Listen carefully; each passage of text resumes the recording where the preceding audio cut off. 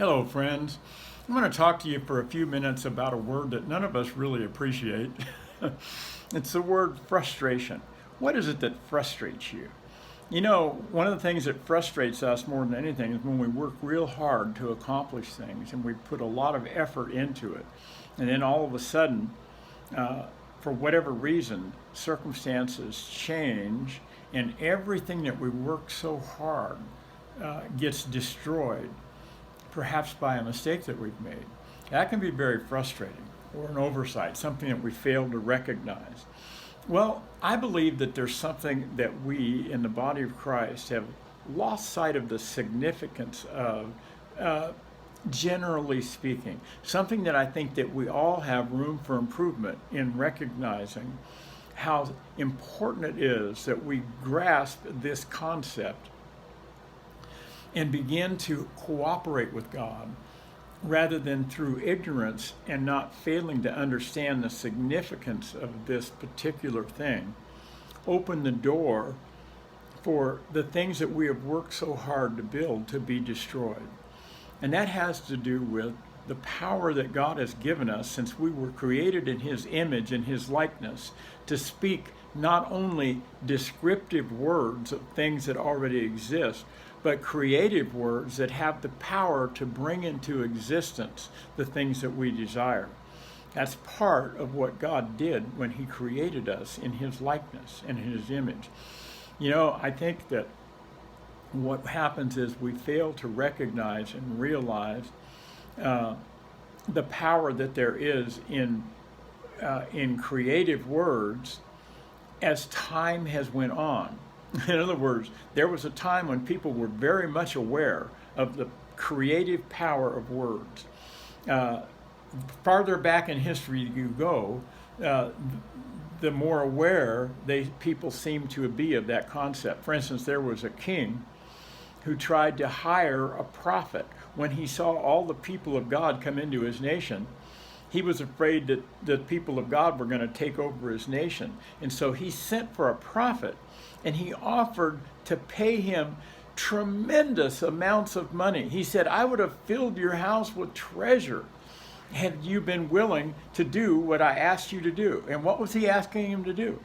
He was asking him to stand up on top of a mountain and look over the huge crowd of God's people that were there and to speak a curse over those people, to say that their goals would not flourish and prosper. And you know what that prophet told the king? He said, listen, he said, I don't care how much money you give me. It's not going to do any good for me to try to curse what God has blessed. See, the prophet understood that the power that there was in the creative words that could be spoken, whether it be a blessing or whether it be a curse, was not just speaking what you feel like, but speaking in accordance with what God's intention is. That's where the creative power comes from words, is speaking what God is saying, not just what you feel or what you sense. But at any rate, my point is you can see that king recognized the power that there was in speaking creative words, not just descriptive words. You also see another vivid example with Esau. You know, there was a great struggle that took place between he and his brother, Jacob. And even though Jacob took advantage of a moment of weakness in Esau's life and made a significant deal to actually purchase his birthright, which purchasing his birthright meant that he was going to get a double portion of the inheritance. And even though he did that, that was a significant thing to to obtain that birthright by taking advantage of a time when Esau was really worn out and got him to sell him that birthright for a bowl of stew. Okay? But as upsetting as that was, it paled in comparison to what happened years later when Jacob turned to trickery to pretend to be Esau when his father couldn't see, so that his father would speak Esau's blessing over Jacob, thinking it was Esau. The fact that it wasn't really Esau didn't seem to matter.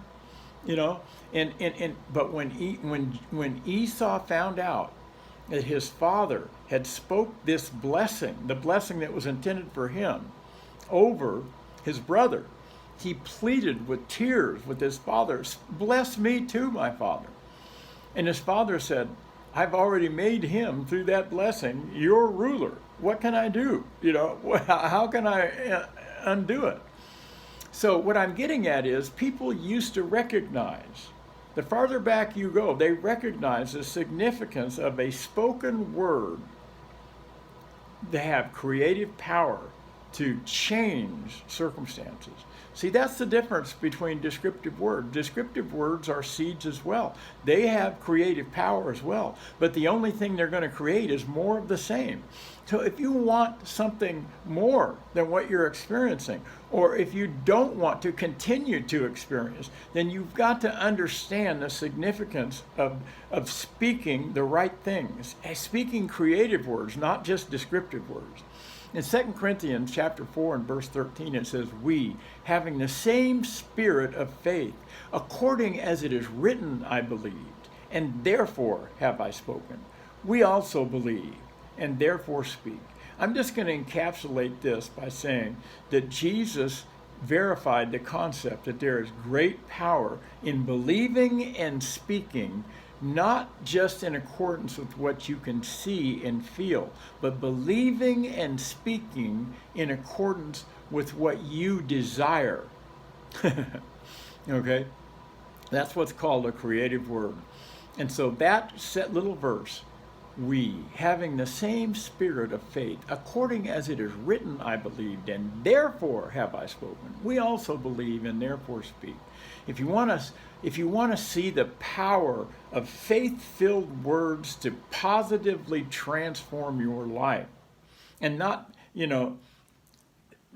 see the things that you have worked so hard to accomplish destroyed by not understanding that descriptive words also have creative power as well, and you can reverse everything that you have worked so hard for by not recognizing this concept. Our part is to meditate upon the promises of God, in particularly when we're encountering circumstances that are contrary to those promises. And then we believe and speak, not in accordance with what we're seeing or feeling or experiencing, but believing and speaking in accordance with the promises of God that are made, that pertain to that situation. There is creative power in that, my friends, that will help you achieve your wildest dreams. So anyway, be blessed, learn the value, remeditate the significance of how important it is to be careful about the things that we believe and speak. God bless you. Have a great week.